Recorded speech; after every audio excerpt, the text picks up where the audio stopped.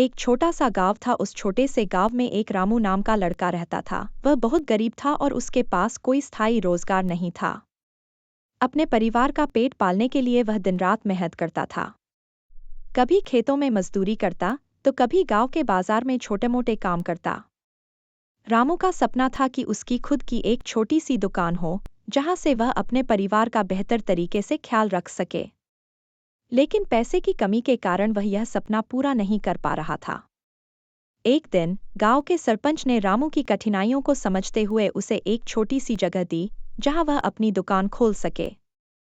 रामू ने अपनी सारी बचत और थोड़ी उधारी लेकर एक छोटी सी किराना दुकान खोली।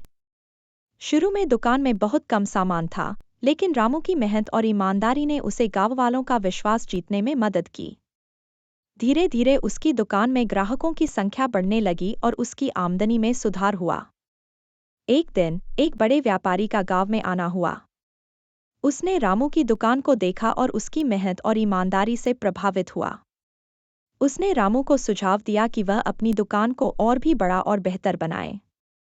रामू ने व्यापारी की सलाह मानी और अपनी दुकान को विस्तार देने के लिए और मेहनत करने लगा। रामू ने अपने दुकान में नई नई चीजें लानी शुरू की और ग्राहकों की मांग के अनुसार सामान रखना शुरू किया। उसकी मेहनत रंग लाई और उसकी दुकान गांव की सबसे पसंदीदा दुकान बन गई। अब रामू की दुकान में हर रोज अच्छी खासी बिक्री होने लगी और उसकी आर्थिक स्थिति में सुधार हुआ।